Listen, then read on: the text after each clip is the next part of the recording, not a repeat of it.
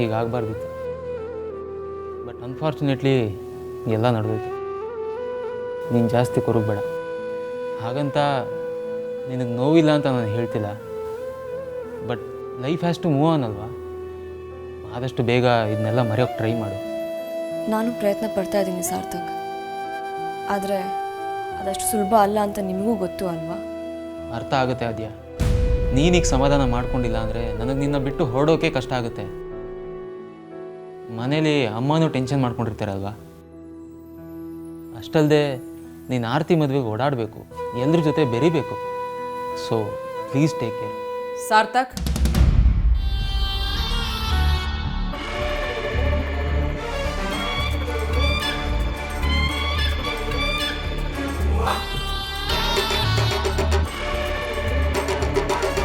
ನನ್ನ ಮಗಳು ಯಾವ ಮದುವೆಗೂ ಬರಲ್ಲ. ಅದು ಹಾಗಲ್ಲ ಅತ್ತೆ. ಅದು ಹೇಗೆ ಬೇಕಾದರೂ ಇರಲಿ. ಇಷ್ಟೆಲ್ಲ ಆದಮೇಲೂ ಮದುವೆಗೆ ಬರೋ ಮಾತಾಡ್ತಿರಲ್ಲ ಸಾರ್ಥಕ್. ಇವತ್ತು ನನ್ನ ಮಗಳು ಈ ಪರಿಸ್ಥಿತಿನಲ್ಲಿ ಇರೋದಕ್ಕೆ ಕಾರಣ ನಿಮ್ಮ ಚಿಕ್ಕಮ್ಮ. ಸಾಲದಕ್ಕೆ ಅವಳ ಮಗಳು ನನ್ನ ಮೇಲೆ ಕೈ ಮಾಡಿದಾಳೆ. ಇಷ್ಟೆಲ್ಲ ಆದಮೇಲೂ ಯಾವ ಮುಖ ಹೊತ್ಕೊಂಡು ಆ ಮದುವೆಗೆ ಬರ್ತಾಳೆ ಹೇಳಿ? ಅತ್ತೆ, ಎಲ್ಲರಿಗಿಂತ ಮೊದಲು ಚಿಕ್ಕಮ್ಮನ ಮೇಲೆ ಕೈ ಮಾಡಿದ್ದು ನೀವು. ಅಷ್ಟಕ್ಕೂ ನಿಮಗೆ ವಿಷಯನೇ ಗೊತ್ತಿರಲಿಲ್ಲ. ಈ ವಯಸ್ಸಲ್ಲಿ ನಿಮಗೆ ತಾಳ್ಮೆ ಕಡಿಮೆ ಅಂದರೆ ಅಮೂಲ್ಯ ಚಿಕ್ಕವಳು, ಬಿಸಿ ರಕ್ತ. ಹಾಗಂತ ಅಮೂಲ್ಯ ಮಾಡಿದ್ದು ಸರಿ ಅಂತ ನಾನು ಹೇಳ್ತಿಲ್ಲ. ನಾವೆಲ್ಲ ಈಗಾಗಲೇ ಅವಳಿಗೆ ಬುದ್ಧಿ ಹೇಳಾಗಿದೆ. ಸಾಕು ಸುಮ್ಮನಿರಿ ಸಾರ್ಥಕ್. ನೋಡಿದ್ಯಾ ಆದ್ಯ ಸಾರ್ಥಕ್ ಹೇಗೆ ಮಾತಾಡ್ತಾರೆ ಅಂತ? ನಾನು ಹೊಡೆದಿದ್ದಕ್ಕೂ ಆ ಭಿಕಾರಿ ನನ್ನ ಮೇಲೆ ಕೈ ಮಾಡಿದ್ದಕ್ಕೂ ಎರಡನ್ನೂ ಕಂಪೇರ್ ಮಾಡೋಕ್ಕಾಗತ್ತಾ? ನಾನು ಕಂಪೇರ್ ಮಾಡ್ತಿಲ್ಲ ಅತ್ತೆ, ವ್ಯತ್ಯಾಸನೇ ಹೇಳ್ತೀನಿ. ನೋಡಿದ್ಯಾ ಆದ್ಯ, ಎಲ್ಲರೂ ಸೇರಿ ನನ್ನ ಮೇಲೆ ಗೂಬೆ ಕೂರಿಸ್ತಿದ್ರೆ ನೀನು ನೋಡ್ಕೊಂಡು ಸುಮ್ಮನಿದ್ಯಲ್ಲ. ಅಮ್ಮ ಸಾರ್ಥಕ್ ಇಬ್ರು ಪ್ಲೀಸ್ ಸುಮ್ಮನಿದ್ಬಿಡಿ.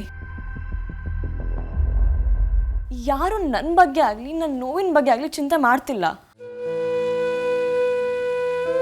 ನಿಜವಾಗ್ಲೂ ಪ್ರಾಬ್ಲಮ್ ಆಗಿರೋದು ನನಗೆ. ಆದರೆ ನಿಮ್ಗೆ ಯಾರಿಗೂ ನನ್ನ ಬಗ್ಗೆ ಕನ್ಸರ್ನ್ ಇಲ್ಲ.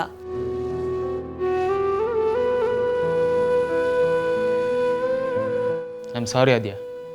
ಸದ್ಯಕ್ಕೆ ನಾನು ಏನು ಹೇಳೋ ಪರಿಸ್ಥಿತಿಲಿಲ್ಲ. ಒಂದು ವೇಳೆ ಹೇಳಿದ್ರು ಮುಂದಿನ ಪರಿಸ್ಥಿತಿನೂ ಸರಿ ಇರಲ್ಲ.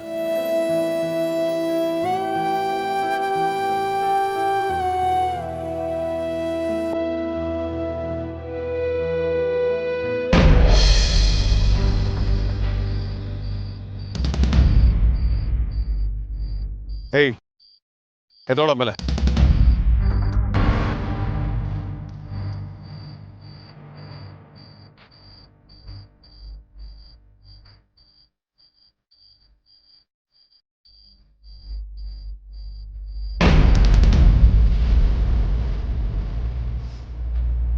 Sorry boss. ಒಂಟಿ ಹುಡುಗಿರ್ ಕಂಡ್ರೆ ಮೈ ಕಡಿಯುತ್ತೇನೋ ನಿನಗೆ? ದಮ್ಮಿದ್ರೆ ಈಗ ಮುಟ್ಟು ನೋಡೋಣ.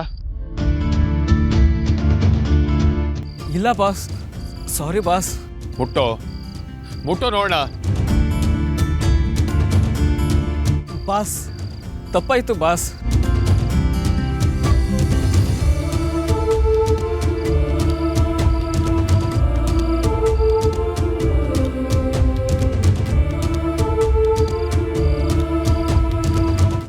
ಹುಡುಗಿರಂದ್ರೆ ಆಟದ ವಸ್ತು ಅನ್ಕೊಂಡಿದ್ದೀರಾ ಸ್ಕೌಂಡ್ರಲ್ಸ್. ಬರ್ತಿರೋ ಕೋಪಕ್ಕೆ ನೀನು ಇಲ್ಲೇ ಹೂತಾಕ್ಬೇಕು ಅನಿಸ್ತಿದೆ. ಇದೇ ಕೊನೆ.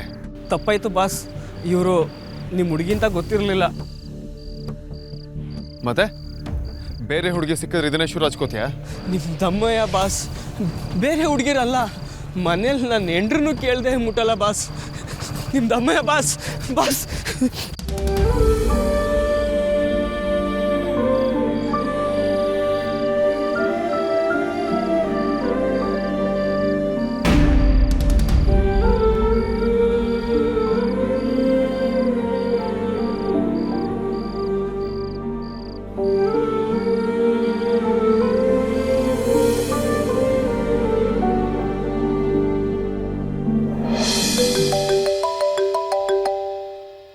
ಹುಡುಗಿರನ್ನ ಆಟ ಆಡಿಸೋ ನನ್ನೇ ಆಟ ಆಡ್ಸೋಕೆ ಬರ್ತಾಳೆ ಇವಳು.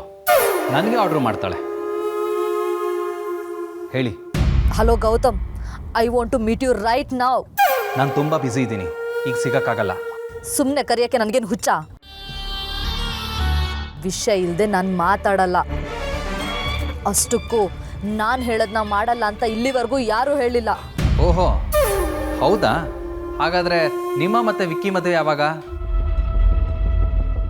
ಅವರು ನೀವು ಹೇಳೋದಕ್ಕೆ ಒಪ್ಕೊಂಡು ಮದುವೆ ಆಗ್ತೀನಿ ಅಂದ್ಬಿಟ್ರಾ? ನನ್ನೇ ಅಣಕಿಸ್ತಾ ಇದ್ದೀರಾ? ನನಗೂ ಸುಮ್ಮನೆ ಟೈಮ್ ವೇಸ್ಟ್ ಮಾಡೋದಕ್ಕೆ ಮನಸ್ಸಿಲ್ಲ. ಆ್ಯಕ್ಚುಲಿ ನಾನೀಗ ನಿಮ್ಗೆ ಸಿಗೋಕ್ಕಾಗಲ್ಲ. ಅಂಥ ಇಂಪಾರ್ಟೆಂಟ್ ವಿಷಯ ಆಗಿದ್ರೆ ಫೋನಲ್ಲೇ ಹೇಳಿ. ನಾನು ಮಾಡಿರೋ ಪ್ಲ್ಯಾನು ಫ್ಲಾಪ್ ಆಗಿದೆ. ಎಲ್ಲರನ್ನೂ ದೂರ ಮಾಡೋಣ ಅಂತ ಅನ್ಕೊಂಡಿದ್ರೆ ಈ ಅಮೂಲ್ಯ ಮತ್ತು ವೇದಾಂತಿ ಎಲ್ಲ ಪ್ಲ್ಯಾನ್ನು ಹಾಳು ಮಾಡಿಬಿಟ್ರು.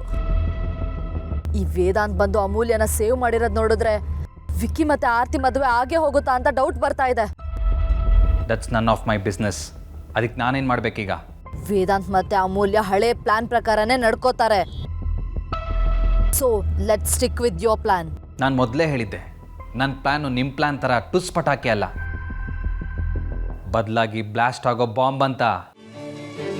ಊರ ಮೇಲೆ ಊರು ಬಿದ್ದು ತಲೆ ಹೋದರೂ ಸರಿ, ನನ್ನ ಪ್ಲ್ಯಾನ್ ವರ್ಕ್ ಆಗೇ ಆಗತ್ತೆ. ಆರ್ತಿ ನನ್ನೋಳು ಆಗೇ ಆಗ್ತಾಳೆ.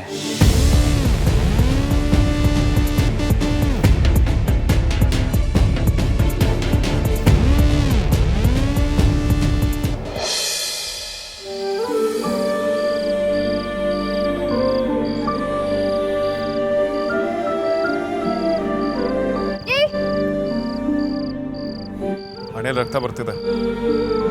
ಪರವಾಗಿಲ್ಲ, ನಾನೇ ಒರೆಸ್ಕೊಳ್ತೀನಿ. ಯಾಕೆ ಮತ್ತೆ ರಕ್ತ ನೋಡಿ ಮೂರ್ಛೆ ಹೋಗೋದಿಕ್ಕ?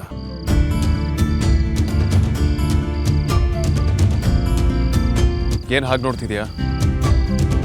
ಏನಿಲ್ಲ, ನಮ್ಮಿಬ್ಬರಿಗೂ ಆಕ್ಸಿಡೆಂಟ್ ಆದಾಗ ನಾನು ಮೂರ್ಛೆ ತಪ್ಪಿದ್ದು ನಿನಗೆ ನೆನಪಿದ್ಯಾ ಅಂತ ಯೋಚಿಸ್ತಾ ಇದ್ದೆ. ಏನು ರಕ್ತನಾ?